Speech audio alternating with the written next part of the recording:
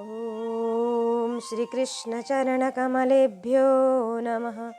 श्रीमद्भगवद्भक्तेभ्यो नमः। गोस्वामी श्री नाभाजी कृत श्री भक्तमाल हम द्वितीय खंड श्रवण कर रहे हैं। कल हमने कामध्वज जी, भुवन सिंह जी और जयदेव पंडा श्री देवाजी और भक्त श्री जयमल जी का प्रसंग श्रवण किया, उनका सुचरित्र श्रवण किया। आज हम श्री हरिपाल जी, निष्किंचन भक्त श्री हरिपाल जी का चरित्र श्रवण करेंगे। भक्तिन के संग भगवान ऐसे फिरो करे, जैसे बच्च संग फिरे नेहवती गाई है। हरिपाल नाम विप्र धाम में जन्म लियो, कियो अनुराग साधु दई श्री लुटाई है। केतिक हजार ले बाजार के करन ख्वाए, गरज न सरे कियो चोरी को उपाय है। विमुख को लेत हरि दास को न दुख देत, आए संत द्वार तिया संग बतराई है। अपने प्यारे भक्त के साथ साथ भगवान इसी प्रकार से घुमा करते हैं जैसे बछड़े के साथ स्नेह भरी गाय। श्री हरिपाल नामक एक भक्त थे। उनका जन्म ब्राह्मण वंश में हुआ था। आप साधुओं से बड़ा प्रेम करते थे। आपने अपनी सारी संपत्ति उन्हीं की सेवा में लुटा दी। जब घर में कुछ भी न रहा तब बाजार से कर्ज ले लेकर कई हजार रुपए साधुओं को खिला दिए, परंतु साधु सेवा बंद नहीं की। जब कर्ज नहीं मिलने लगा तब साधु सेवा न चलती देखकर चोरी का सहारा लिया। पर चोरी करते समय यह ध्यान में रखते थे कि भगवान से विमुख धनिकों का धन ही लें। भगवान के भक्तों को आप भी कष्ट नहीं देते थे। एक दिन द्वार पर बड़ी सी संत मंडली आ पहुंची। अब संतों का सत्कार कैसे करें, अपनी स्त्री से यह बातचीत करने लगे। घर में कुछ भी सामग्री न थी उस वक्त कि दई श्री लुटाई है। यह है साधु सेवा अनुराग का सच्चा स्वरूप।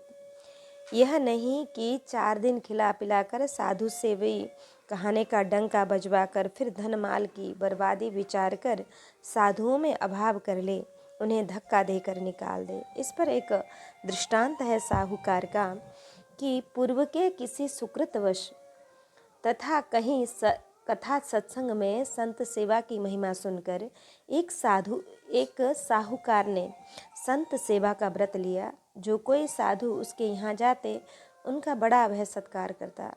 बगीचे में बढ़िया संत निवास बनवा दिया था। संतों का जमघट वहाँ बना ही रहता था। एक बार हरिदास, माधवदास, गोविंददास और श्री राघवदास नाम के 4 साधु उनके यहाँ गए। चूँकि ये लोग कथा कीर्तन में बड़े निपुण थे, अतः साहूकार ने इन लोगों की विशेष व्यवस्था की। नित्य प्रति हलवा, पूरी, पुआ तस्मय घुटती रहती थी। एक विमुख को संतों का यह सुख सुपास देखा नहीं गया। उसने वणिक का कान भरना शुरू किया। उसने कहा, भला इन भिख मंगों को खिलाने से क्या पुण्य होगा? यदि पुण्य ही कमाना है तो ब्राह्मणों को खिलाइए, कुआ, बावली, तालाब, धर्मशाला, पाठशाला बनवाइए। व्यर्थ इन मुंडी वैरागियों के चक्कर में न पड़िए आदि।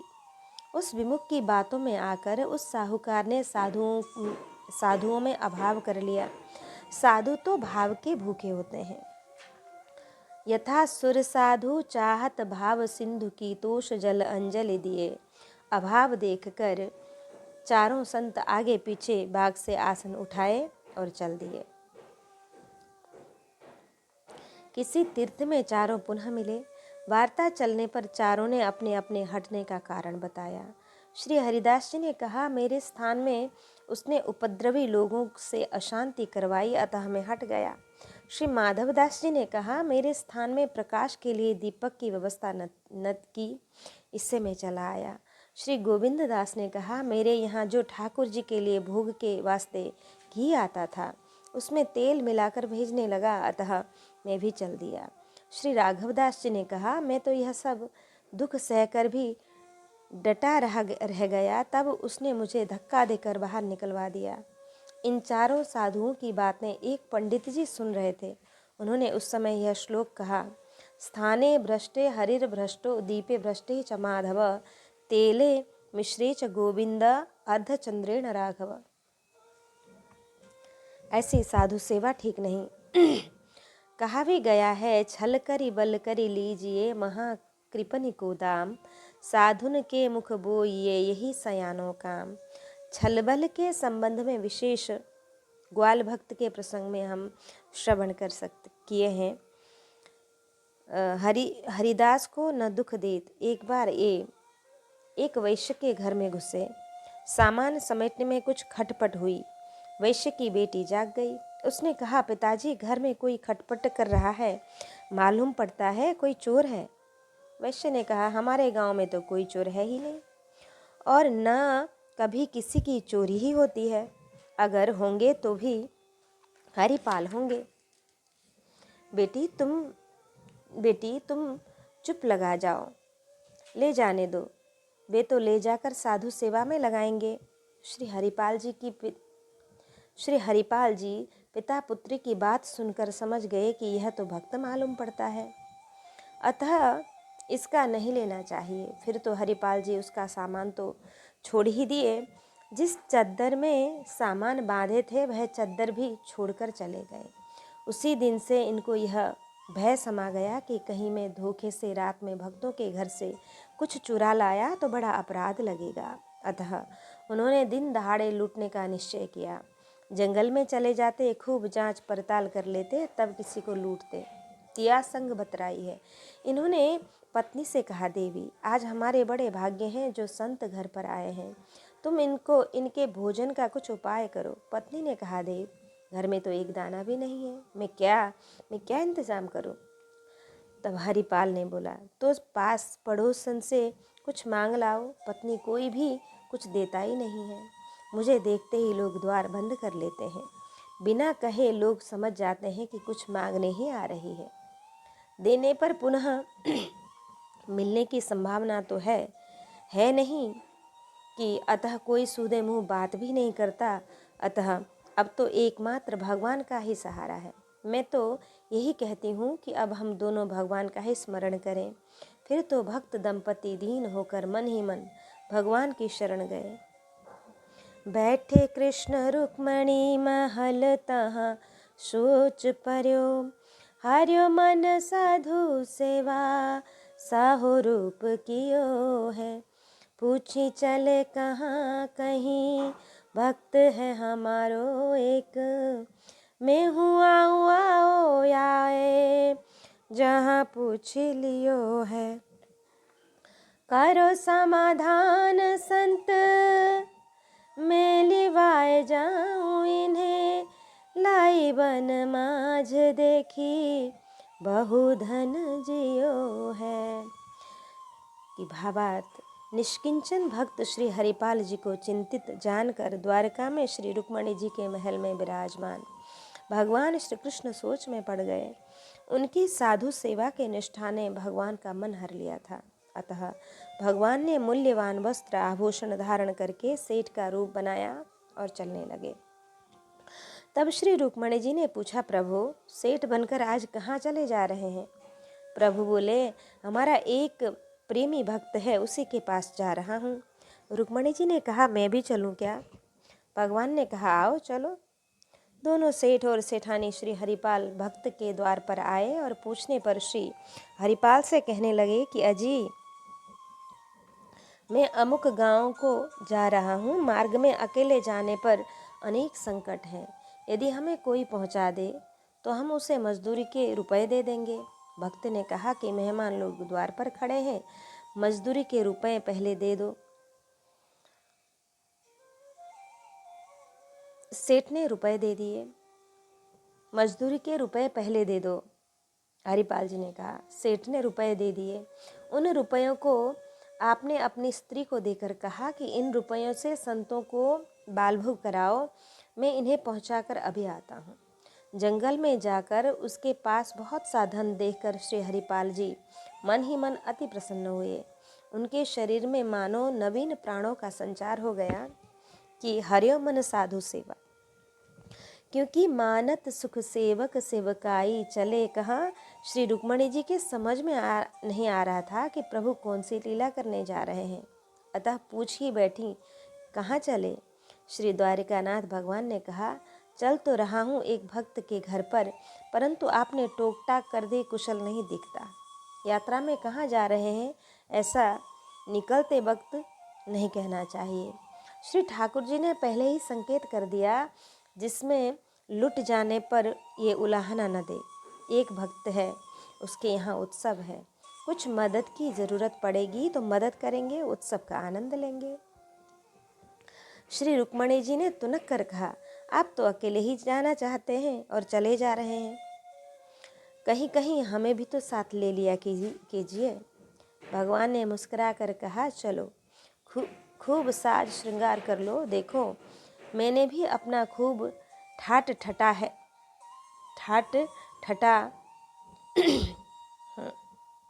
मैंने भी बहुत खूब ठाट ठटा किया है। बड़ा भारी भक्त है वो, उसके घर चलना है। श्री रुक्मणी जी ने बड़ा भारी अर्थ का बड़ा धनी समझा। भगवान के मुस्कुराने का तात्पर्य यह था कि भई सहाय सादर में जाना, भाव यह कि भक्त को दूना दूना लाभ होगा।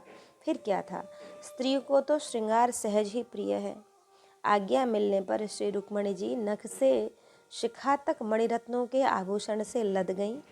मायके और ससुराल के सब धराऊ गहने पहन लिए। भगवान भी याद दिला दिलाकर पहनने को प्रेरित करते। प्रोत्साहन पाकर श्री रुक्मणी जी गहनों से लरझर हो गईं। देखे जो निहार माला तिलकन सदाचार, होएंगे भंडार जो पे धन ही तो लायो है।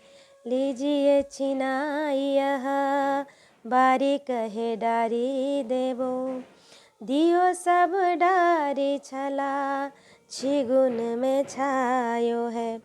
अंगूरी मरोरी कही बड़ो तू कठोर आहो, तो को कैसे छोड़ो संत जेवे मोकु भायो है।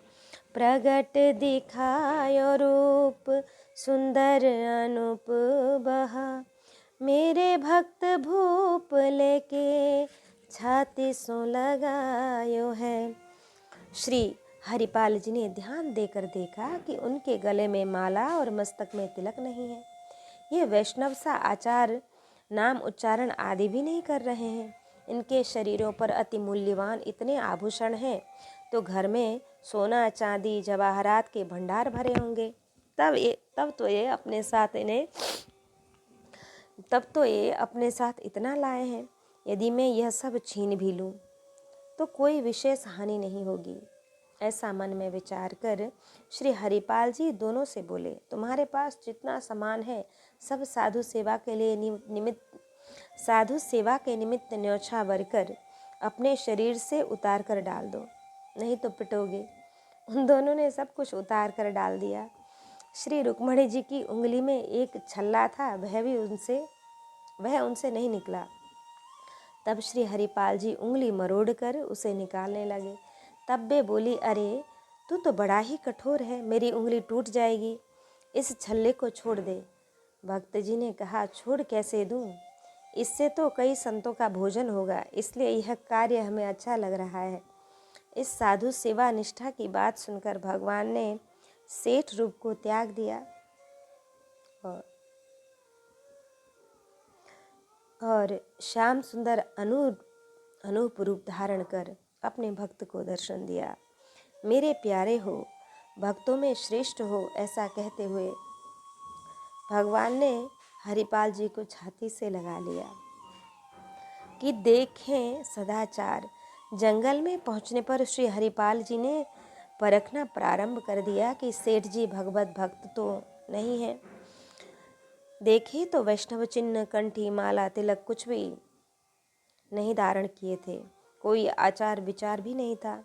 लघु शंका करते, न हाथ धोते, न पाँव धोते, न कुल्ला ही करते, पूरे जैनी बने थे। इस पर यदि कहा जाए कि पति शूद्र बदाचरित, अर्थात मार्ग में शूद्र के समान आचरण करे, इसलिए साधु सदाचार न करते हों, तो यदि वैष्णवता के ये सब लक्षण न भी प्रकट दिखते हों, परंतु यदि भागवत चर्चा ही करने वाला हो तो उसे भक्त ही समझना चाहिए। लेकिन श्री ठाकुर जी महारानी श्री रुक्मणी जी से बात भी करते तो पूरी दुनियादारी की, बही खाता, रोज नामचा, रोकड़ा, जमा, खर्चा, घाटा, मुनाफा आदि की चर्चा करते।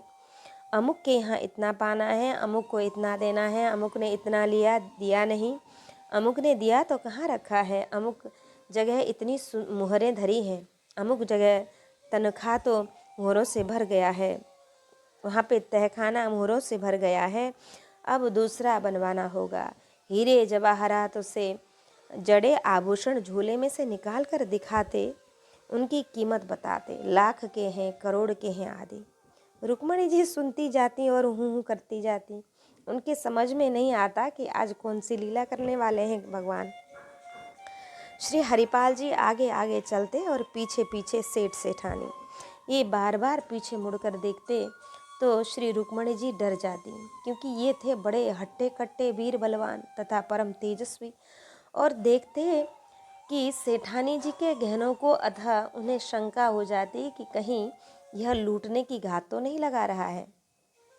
तो एक बार श्री रुक्मणी जी ने पूछा कि तुम मेरी ओर मुड़ मुड़ कर क्या देख रहे हो, अपना रास्ता चलो। ये कहते हाँ हाँ चल रहा हूँ, चले आओ। परंतु ये फिर देखते सेठानी कांप जाती कि आज न जाने क्या होने वाला है। जब खूब सुनसान में पहुँचे तो श्री हरिपाल जी ने धर दिया भाला सेठ सेठानी के गर्दन पर और गरज कर बोले, जो कुछ भी तुम लोगों के पास हो उसे धर दो, नहीं तो मारे जाओगे। तुम लोगों को मालूम नहीं है मेरा नाम हरिपाल है। भगवान ने कांपते हुए जल्दी जल्दी सब आभूषण उतार दिए। वे तो इसलिए आए ही थे। और श्री रुक्मणी जी से भी बोले, देर मत करो, नहीं तो विपत्ति में पड़ जाओगी।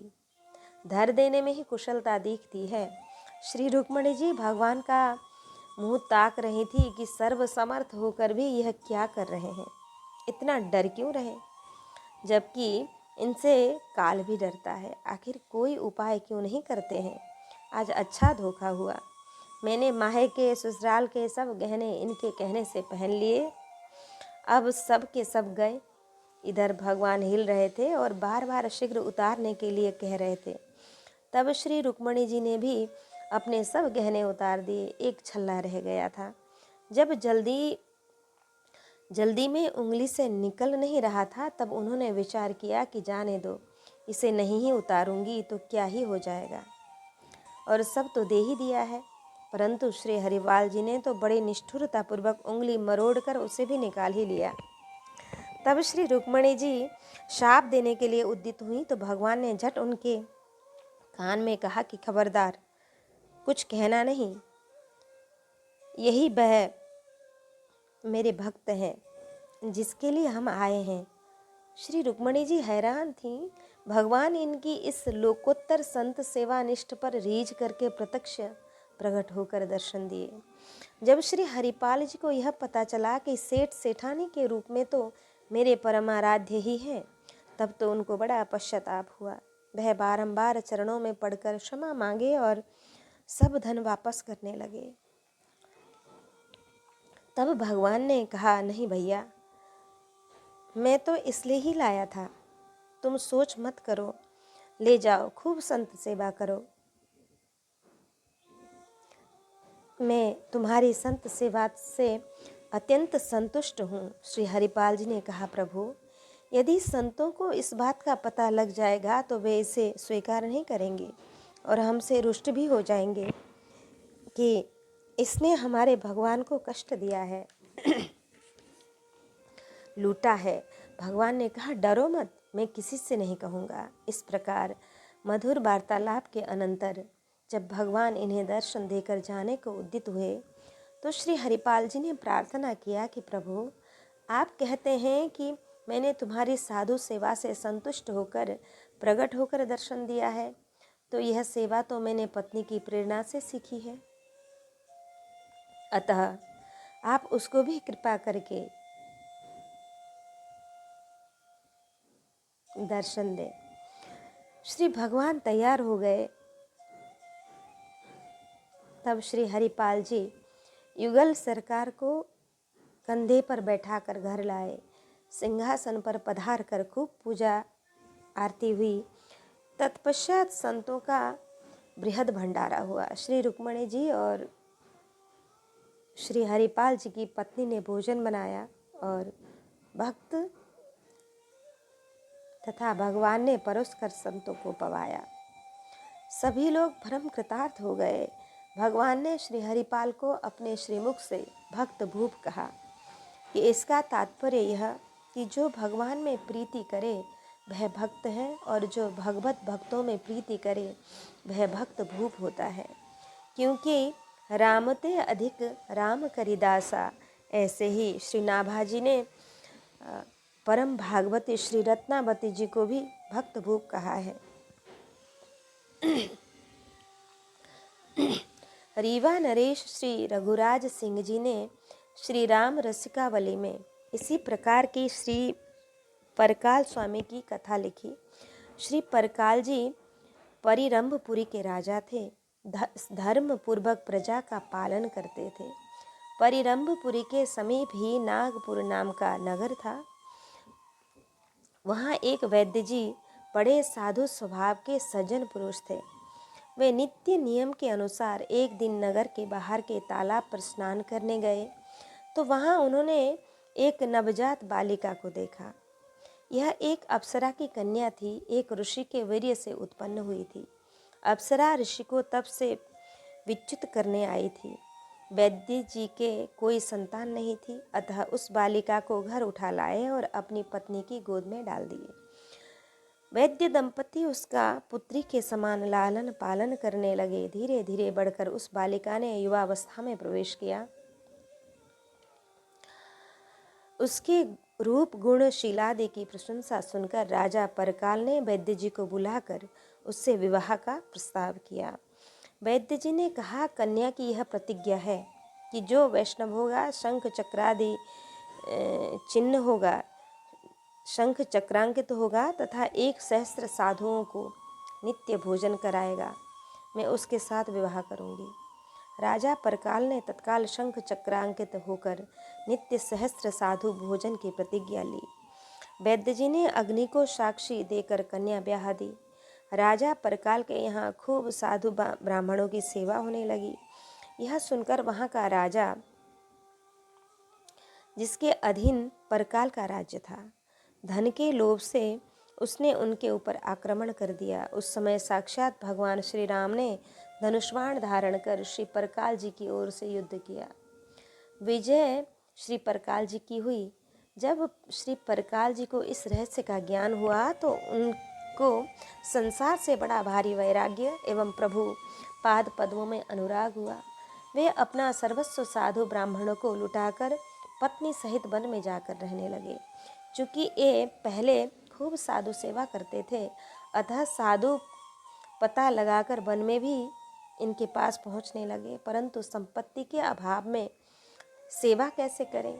तब इन्होंने चोरी का आश्रय लिया, परंतु विमुखों का ही चुराते थे, भक्तों का तृण भी नहीं उठाते थे। एक बार गांव में चोरी करने गए थे। एक धनिक वणिक की स्त्री सोने का कटोरा लेकर बाहर निकली। उन्होंने झपट कर छीन लिया। उसने गड़बड़ाकर जय गुरु कहा। उन्होंने भक्त समझकर तुरंत कटोरा फेंक दिया। उसी दिन से इन्होंने चोरी छोड़कर दिन दहाड़े राह लूटने का निश्चय किया। आगे भगवान को लूटने की कथा आती है। भगवान श्री लक्ष्मी नारायण नव दुल्हन दुल्हन के वेश में, दुल्हा दुल्हन के वेश में तथा पार्षद सेवक रूप में वन में आए। विशेष बात यह है कि जब परकाल जी ने सब आभूषणों की पोट बांध ली तो वह भारी होने से उठी नहीं। तब इन्होंने गरज कर कहा कि तुम लोग इस पोट को अपने सिर पर धरकर मेरे घर पहुंचाओ। तब भगवान ने मुस्कुरा कर कहा कि मैं तुम्हें एक मंत्र बताए देता हूँ, जिसके प्रभाव से तुम्हें अनंत शक्ति प्राप्त हो जाएगी। परकाल की अनुमति पाकर भगवान ने इन्हें अष्टाक्षर श्री नारायण मंत्र का उपदेश दिया। कृपा करके साक्षात प्रकट होकर दर्शन दिया। प्रभु को पहचान कर श्री परकाल जी बार बार चरणों में पड़कर अपराध के लिए क्षमा याचना करने लगे। भगवान इनको समझा बुझाकर भक्ति का वरदान देकर अंतर्ध्यान हो गए। एक बार इनको भूखा जानकर श्री नृसिंह भगवान ने ब्राह्मण का रूप धरकर भोजन करवाया था और अंत में दर्शन भी दिया। जो धन इन्होंने भगवान से छीना था, उससे श्री रंगनाथ जी का मंदिर बनवाया। कुछ महानुभावों के मत से श्री परकाल जी और श्री हरिपाल जी एक ही भक्त हैं, क्योंकि दोनों के चरित्र बहुत मिलते जुलते हैं, परंतु श्री रघुराज सिंह जी ने दोनों को दो भक्त मानकर दोनों अलग अलग चरित्र लिखे हैं, पर ये हैं एक ही। इस प्रकार हमने श्री हरिपाल जी का सुचरित्र श्रवण किया। इससे हमने जाना कि भक्तों को संतों की सेवा सबसे पहले करनी चाहिए, इसे गौर रखना चाहिए। भक्तों की सेवा से ही, संतों भक्तों की सेवा से ही प्रभु प्रसन्न होते हैं। यह हमने श्री हरिपाल जी के, निष्किंचन भक्त श्री हरिपाल जी के चरित्र से जाना। अब हम सुने श्री साक्षी गोपाल जी के भक्त की कथा। अब श्री साक्षी गोपाल जी के भक्त गौड़ देशवासी उभे विप्र जाति कथा सुनो। एक बैस वृद्ध जाति वृद्ध छोटो संग है। और ठौर फिरी आए बन तन भयो दुखी किनी टहल अभंग है। रिझो बड़ो द्विज निज सुता तो को दैया हो। रहो नहीं चाह मेरे लई बिने रंग है। साखी दे गोपाल अब बात प्रतिपाल करो। ढरो कुल ग्राम भम पूछो सो प्रसंग है। अब गौड़ देश में निवास करने वाले दो ब्राह्मणों की कथा सुनिए। इन दोनों में एक कुल और आयु दोनों में बड़ा था और दूसरा नई अवस्था वाला साधारण कुल का था। दोनों तीर्थ यात्रा करने के लिए घर से चले। अनेक तीर्थों का दर्शन करते दोनों वृंदावन धाम पहुँचे। दैव योग से बूढ़ा ब्राह्मण बीमार हो गया। तब उस युवक ने बड़े प्रेम से खूब सेवा की। स्वस्थ हो जाने पर उसने अति प्रसन्न होकर कहा, मैंने अपनी लड़की तुम्हें दे दी। तब उस युवक ने कहा कि अरे, आप यह क्या कह रहे हैं? मेरे मन में ब्याह की चाह नहीं है। उस वृद्ध ने नम्रतापूर्वक आग्रह किया और मंदिर में विराजमान श्री साक्षी गोपाल को साक्षी बनाकर कन्या देने की प्रतिज्ञा की। तब उस युवक ने भी स्वीकार कर लिया। दोनों वृंदावन से चले और घूमते घामते घर को पहुँचे। तब उस युवक ने वृद्ध से कहा कि अब आप अपनी प्रतिज्ञा का पालन कीजिए और अपनी लड़की का विवाह मेरे साथ कर दीजिए। वृद्ध ने अपनी स्त्री तथा कुटुंब वालों से पूछा। उसकी सम्मति न पाकर अपनी प्रतिज्ञा से टल गया। फिर आए बन कि फिरी शब्द के अर्थ दो हैं कि एक बाद में और दूसरा दोबारा। दोबारा से जनाया गया कि प्रथम वृंदावन होते हुए उत्तराखंड गए थे। वे लौटकर फिर वृंदावन आए। यह है श्री वृंदावन का दिव्य आकर्षण। तभी तो कहा गया है, ब्रजभूमि मोहिनी में जानी। मोहिनी कुंज मोहन श्री वृंदावन। मोहन यमुना पानी। मोहन नारी सकल गोकुल की बोलती अमृत वाणी। जय श्री भट्ट के प्रभु मोहन नागर मोहनी राधा रानी। भयो तन दुखी। वृद्ध ब्राह्मण को पहाड़ का पानी लग गया। यथा लागई अति पहाड़ कर पानी। एक संत विनोद में कहते हैं कि लोग जब उत्तराखंड तीर्थ करने जाते हैं तो पहले से ही खूब दूध घी खाते हैं, शरीर को पुष्ट बलिष्ठ करते हैं। जब कोई पूछता है तो गरज कर कहते हैं कि बद्री नारायण जाना है, और जब उधर से लौटकर पानी के मारे आते हैं, तब जब कोई पूछता है कि कहाँ गए थे तो बहुत धीमे से कहते हैं बद्री नारायण। देश देश की जलवायु का भी प्रभाव पड़ता है। एक वकील साहब कहते थे कि पंजाब के स्टेशनों पर पाव रोटी बेचने वाले पंजाबी गरजते हुए बोलते हैं, चलते हैं, और बंगाल के स्टेशन पर बंगाली बहुत मरी आवाज़ में बोलते हैं। बोलियो छोटो विप्र क्षिप्र दीजिए कही जो बात, तिया सुत कहे आहो सुताया के जोग है, द्विज कहे नाही कैसे करो में तो दैन कही, कही कहो भूली भयो विथा को प्रयोग है, भई सभा भारी पूछो साखी नर नारी, श्री गोपाल बनवारी और कौन तुच्छ लोग हैं, लेबो जूली खाई जो पे साखी भरे आई तो पे, ब्याही बेटी दीजे लीजे करो सुख भोग है। कुछ दिन बाद जब उस युवक ने पुनः वृद्ध ब्राह्मण से कहा, आप अब शीघ्र ही अपनी कन्या मुझे दे दीजिए, जैसी बात वृंदावन में कही थी वैसा ही काम कीजिए। उस वृद्ध ब्राह्मण की स्त्री और पुत्र को जब सब बात मालूम हुई तो वे कहने लगे, अरे यह क्या, हमारी लड़की क्या उस कुलहीन वाले ब्राह्मण के योग्य है? हम उसके साथ ब्याह नहीं करेंगे। ब्राह्मण बोला, मैंने तो उसकी लड़की देने की प्रतिज्ञा की है, अब ना ही कैसे करूं? लोगों ने उसे समझाया कि तुम यह कह दो कि मैं उस समय होश में नहीं था, कष्ट के कारण भूल से कह दिया था। उस उत्तर को सुनकर युवक ने पंचायत जोड़ी। पंचों ने पूछा कि कोई स्त्री या पुरुष तुम्हारा गवाह है? उसने कहा, उन्होंने श्री गोपाल जी को साक्षी बनाया था, अतः वे साक्षी हैं, कोई तुच्छ मनुष्य साक्षी नहीं है। तब सब पंच बोले, इस सभा में आज लिखा पढ़ी करवा लो। यदि श्री गोपाल जी आकर साक्षी देंगे तो तुम्हारे साथ बेटी का ब्याह कर दिया जाएगा और तुम लड़की को घर ले जाकर गृहस्थाश्रम के सुख को भोगना। अहो सुताया के जोग है। भाव यह कि कन्या का ब्याह योग्य वर के साथ करना चाहिए। यथा मैना बचन जो घर बर कुल होई अनुपा, करिय विवाह सुता अनुरूपा। और यह तो जाति से, कुल से, गोत्र से, धनमान से, सब प्रकार से ही हीन है, ना ही कैसे करो। भाव यह कि देने की प्रतिज्ञा करने न देने से निश्चय ही नरक में,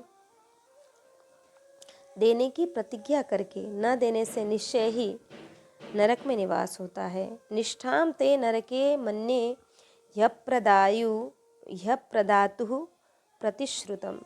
श्री गोपाल बनवारी। इसने युवक ब्राह्मण का भक्ति और भगवान में विश्वास जनाया गया कि इसकी दृष्टि में श्री गोपाल जी मूर्ति रूप में नहीं बल्कि साक्षात स्वरूप से विराजमान है। तुच्छ लोग हैं ऐसा इसलिए कहा कि संसारी लोगों का कोई विश्वास नहीं है, वे क्षण मात्र में तनिक से भय अथवा लोभ से विचलित हो जाते हैं। इस पर एक दृष्टांत है वैश्य का कि एक भक्त मुसलमान हज करने गया था। वह 1000 रुपया एक वैश्य के यहाँ थाती रख गया था। जब हज से लौटा तो अपनी थाती वैश्य से मांगने लगा, परंतु धन के लोभ में वैश्य ने एकदम इनकार कर दिया कि तुमने हमारे यहाँ कुछ रखा ही नहीं था, झूठ बोल रहे हो। तब मुसलमान ने पंचायत की कि पंचों ने निर्णय किया कि घी गर्म करके उसमें दोनों का हाथ डलवाया जाए, जो झूठ होगा उसका हाथ जल जाएगा, सांचे को आँच नहीं आएगी। मुसलमान ने हाथ जोड़कर कहा कि पंचों, गरम घी की तो बात ही क्या है, झूठे का तो ठंडे घी में ही हाथ जल जाएगा। सचमुच ठंडे घी में झूठे वैश्य का हाथ जल गया। मुसलमान की बात सही निकली, वैश्य को उसका रुपया देना पड़ा। कहने का तात्पर्य यह है कि युवक ब्राह्मण ने इसलिए किसी अन्य को साक्षी न देकर साक्षात श्री गोपाल भगवान को ही साक्षी बताया। पंचों ने इसे युवक का आवेश मात्र समझा। उन लोगों को यह कल्पना भी नहीं थी कि भला भगवान भी कहीं गवाही देने जाते हैं। अतः लोगों ने लिखा पढ़ी कराकर श्री गोपाल जी को गवाही के लिए लाने का आदेश दिया। एक तरह से पंचों ने वृद्ध ब्राह्मणों के ही अनुकूल फैसला दिया, क्योंकि उन्हें विश्वास था कि न भगवान आएंगे न विवाह होगा। आयो वृंदावन बनवासी श्री गोपाल जुसो, बोलो चलो साखी देवो, लाई है खिला लिखाई के। बीते कयो आम तब बोले श्याम सुंदर जू, प्रतिमा न चले तो पे बोले क्यों जू भाई हैं। लागे जब संग युग शेर भोग धर्यो रंग, आधे आध पावो चलो नूपुर बजाय के।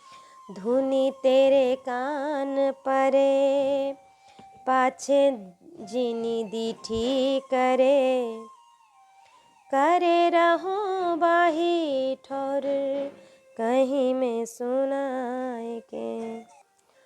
तब वह युवक ब्राह्मण वृंदावन को आया और श्री वृंदावन वासी श्री साक्षी श्री गोपाल जी से बोला, आप मेरे साथ मेरे गांव को चलिए और साक्षी दीजिए, ऐसी लिखा पढ़ी मैंने करवा ली है। उसका भी प्रतीक्षा में वह गोपाल जी के सामने बैठा रहा।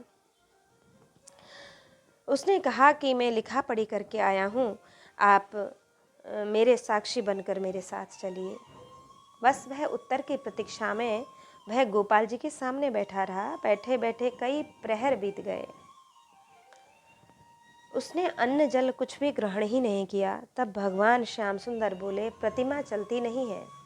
तब उसने कहा, फिर बोलती क्यों है? यदि भाव में भरकर बोल सकती है तो चल भी सकती है।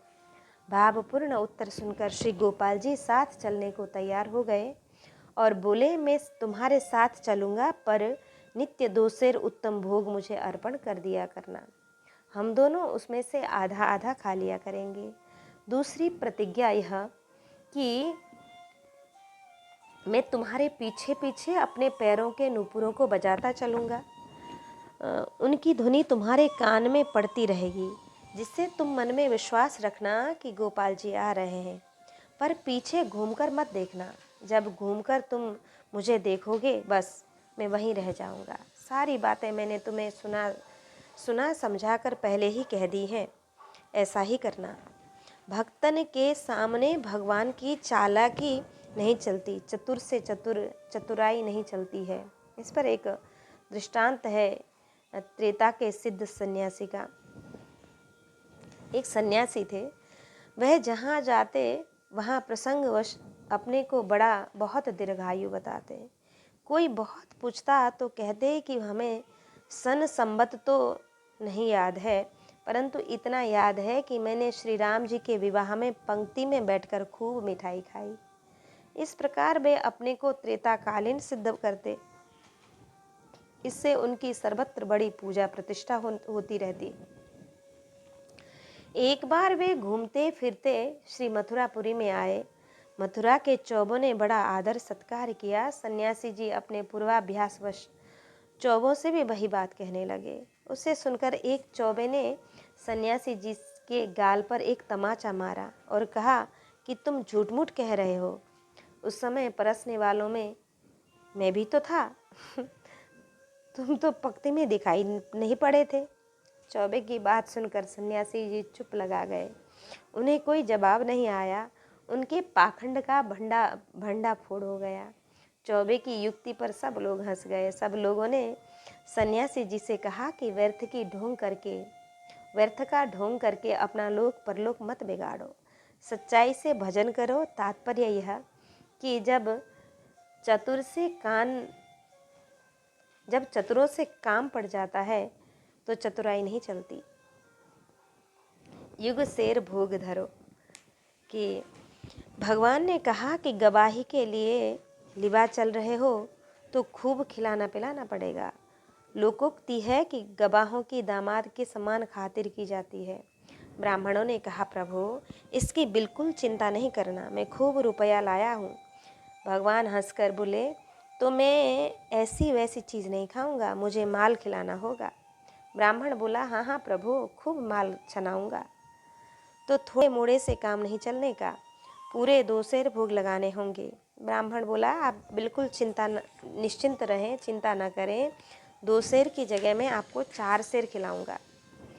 तब श्री वृंदावन से ठाकुर चलने को तैयार हुए। खवैया ठाकुर हैं, पहले खाने पीने का सौदा कर लिए, तब चलने को प्रस्तुत हुए। गढ़े ढिंग गाँव कहीं ने कुतो चताव चरहे, चित्त एते ठाड़े दियो मृदु मुस्काए के, ल्यावो जो बुलाए कहो आए देखो आए आप, सुनत ही चूकी सब ग्राम अयोध्या के, बोले के सुनाई साख पूजी ही अभिलाख, लाख लाख भांति रंग भर्यूर भाय के, आयो न स्वरूप फेरी विन करी राख्यो घेरी, भूप सुख ढेरी दियो अब लो बजाय के। आगे आगे भक्त पीछे पीछे भगवान वृंदावन से चले। जैसे ही गांव के निकट पहुँचे तैसे ही उस भक्त के मन में आया कि जरा चलते हुए ठाकुर की शोभा देख लूं। घूमकर देखते ही गोपाल जी खड़े हो गए और मंद मंद मुस्कुराने लगे। भक्त ने कहा, क्यों थक गए क्या? अब तो बस थोड़ी ही दूर चलना है। भगवान ने कहा, मैं तो पहले ही कह दिया था, अब मैं यहाँ से आगे नहीं जाऊँगा, पंच को यहीं बुलवा कर ले आओ। वह युवक विप्र गांव में आया और सबसे बोला कि चलकर देखो, स्वयं श्री गोपाल जी साक्षी देने पधारे हैं। यह सुनते ही सब लोग आश्चर्यचकित रह गए। गांव के सभी लोग दौड़ कर आए। पंचों के सामने श्री गोपाल जी ने मुख से बोलकर साक्षी दी। दोनों भक्तों की तथा अन्यों की अभिलाषाएं लाख लाख प्रकार से पूर्ण हो गई। अनेक प्रकार के प्रेम भाव के रंग लोगों के हृदय में भर गए। फिर वह श्री गोपाल जी का श्री विग्रह लौटकर फिर वृंदावन नहीं आया। लोगों ने विनय की और घेर करके वहीं रख लिया। राजा ने श्री गोपाल जी के लिए प्रेम से अनेक सुख समूह अर्पण किए, पर्याप्त भोग राग का प्रबंध किया। अब तक वहीं उड़ीसा में साक्षी गोपाल विराजमान है। युवक ब्राह्मण के लिए भगवान का श्री वृंदावन से आना और बोलकर साक्षी देना देखकर लोग बड़े प्रभावित हुए। सभी ब्राह्मण कहने लगे कि इनसे मैं अपनी कन्या का विवाह करूंगा। तब कुछ वृद्ध लोगों ने कहा, भाई, जिस कन्या के विवाह निमित्त भगवान साक्षी बनकर आए हैं, विवाह तो उसी के साथ होना चाहिए। क्योंकि इस विवाह में प्रभु की इच्छा जान पड़ती है। नहीं तो भला वृंदावन छोड़कर यहाँ आते ही क्यों? फिर तो बड़े आनंद से उस कुलीन वृद्ध ब्राह्मण ने अपनी कन्या उस युवक के साथ ब्याह कर दी। जब यह समाचार वहाँ के राजा को मिला तो उस भक्त राजा ने श्री गोपाल जी के लिए विशाल भव्य मंदिर बनवाया और नित्य के राजभोग की समुचित व्यवस्था कर दी। साक्षी देने के लिए आने के कारण भगवान श्री साक्षी गोपाल जी के नाम से यह प्रसिद्ध हुए। एक बार श्री साक्षी गोपाल भगवान का दर्शन करने के लिए श्री जगदीशपुरी के राजा आए। दर्शन करके बड़ा सुख पाए। फिर तो राजा ने श्री साक्षी गोपाल भगवान को पुरी पधारने का निमंत्रण दिया। राजा के भाव को देखकर श्री साक्षी गोपाल जी ने निमंत्रण स्वीकार कर लिया और राजा के साथ ही पुरी पधारे। राजा ने इन्हें मंदिर में श्री जगन्नाथ जी के बगल में बधरा दिया। खूब दूना दून राजभोग लगने लगा। परंतु श्री साक्षी गोपाल जी तो श्री वृंदावन के खवैया ठाकुर ठहरे, बढ़िया बढ़िया माल छानने वाले। अतः भोगों में अच्छे अच्छे पदार्थ होते वह स्वयं खा जाते और कढ़ी भात श्री जगन्नाथ जी के लिए छोड़ दिया करते थे। एक दो दिन श्री जगन्नाथ जी इन्हें मेहमान जानकर कुछ नहीं कहे, परंतु रोज रोज यही रवैया देकर वे उदास हो गए। कहा भी गया है, कह लगी सहिया रहिया मन मारे। इसी बीच उदासी का एक और भी प्रबल कारण उपस्थित हो गया। वह यह कि जितने भी दर्शनार्थी आते सभी एकाध बार तो श्री जगन्नाथ जी को देखते, फिर टकटकी लगाकर श्री साक्षी गोपाल जी का ही दर्शन करते। श्री जगन्नाथ जी का करुणा विग्रह लोगों को उतना आकृष्ट नहीं कर पाता जितना श्री साक्षी गोपाल जी का छैल छबीला विग्रह। अतः श्री जगन्नाथ जी की उदासी बढ़ गई। पुरी नरेश ने श्री जगन्नाथ जी का मुख म्लान देखकर पूछा कि जय जय प्रभु, इतनी उदासीन क्यों? श्री जगन्नाथ जी ने मुंह बिचका कर कहा, 3 दिन हो गए, एक भी पुआ खाने को नहीं मिला। राजा ने कहा, फिर इसके लिए खिन्न होने की क्या बात है, कल से और अधिक भोग लगेगा। परंतु श्री साक्षी गोपाल जी तो गिरिराज ठाकुर ठहरे। श्री गोवर्धन पूजा के समय अमित अतोल भोग आरोगने वाले। अतः इस बार भी खा गए, केवल कड़ी भात ही बच पाया। अब तो श्री जगन्नाथ जी का धैर्य टूट गया। श्री गोपाल जी से हंसना बोलना बंद कर दिए। श्री गोपाल जी ने जब श्री जगन्नाथ जी को मनमारे देखा तो समझ गए कि इनको मेरे रहने से तकलीफ होती है। अतः एक दिन रात्रि में चुपके से वहाँ से चल पड़े। तब जगन्नाथ जी ने राजा को स्वप्न दिया कि श्री गोपाल जी रूठकर चले जा रहे हैं, उन्हें मनाओ। राजा रानी रात में दौड़े आए और चरणों में पड़कर बहुत अनुनय विनय किए और लौट चलने के लिए कहा। भगवान ने कहा, मैं वहाँ तो जा नहीं सकता, मन हो तो यही मंदिर बनवा दो। हाँ, एक बात और है, मैं दाल भात खाने के लिए यहाँ नहीं रहूँगा। राजा ने कहा, आप इसकी चिंता नहीं करिए, नित्य कढ़ाई चढ़ी ही रहेगी, रोज पुआ पकवान का ही भोग लगेगा, दाल भात कभी बनेगा ही नहीं। हाँ, जब कभी आप स्वयं कहेंगे तो भले ही बन जाए। तब तो श्री गोपाल जी राजी हो गए। राजा ने वही मंदिर बनवा दिया और उत्तमोत्तम राजभोग की व्यवस्था कर दी। एक बार पुरी नरेश की महारानी श्री साक्षी गोपाल जी का दर्शन करने पधारी। दर्शन करने पर उनकी इच्छा हुई कि यदि गोपाल जी की नाक छिदी होती तो मैं इनको सुंदर बहुमूल्य नासामणि धारण करवाती। पुजारियों से पूछवाई तो उन्होंने कहा कि नासिका में कोई छिद्र नहीं है। रानी उदास होकर घर चली गई। दूसरे दिन रात्रि में महारानी को स्वप्न हुआ, मानो साक्षी गोपाल सामने खड़े हुए कह रहे हैं, रानी जी, श्री यशोदा मैया ने बचपन में मेरे नाक और कान दोनों छेदवाए थे। पुजारियों को इसका पता ही नहीं है। तुम नासामणि ले आओ, कल पुजारियों से ध्यानपूर्वक दिखवाना, छिद्र दिख जावेगा। फिर तुम सहर्ष मुझे नासामणि पहनाकर अपना मनोरथ पूर्ण कर सकती हो। रानी जान गई कि श्री साक्षी गोपाल जी मूर्ति नहीं, साक्षात यशोदानंदन है। प्रातःकाल बड़े समारोह के साथ आकर उन्होंने श्री गोपाल जी को नासामणि धारण कराया और बहुत बड़ा उत्सव मनाया कि श्री गोपाल जी को राधा जी के बिना अच्छा नहीं लगता था। श्री गोपाल जी को श्री राधा रानी के बिना अच्छा नहीं लगता था और इधर श्री राधा जी को भी श्री गोपाल जी के बिना अच्छा नहीं लग रहा था। अतः वह श्री साक्षी गोपाल के विल्वेश्वर नाम के पुजारी के घर पुत्री रूप में प्रकट हुई। पुजारी ने पुत्री का नाम लक्ष्मी रखा। जब वह बड़ी हो गई तो श्री गोपाल जी उसके साथ साक्षात विविध विनोद करते। कई बार ऐसा हुआ कि श्री साक्षी गोपाल के कुछ आभूषण नहीं मिल रहे थे, तब उनकी खोजबीन हुई तो लक्ष्मी की शैया पर मिले।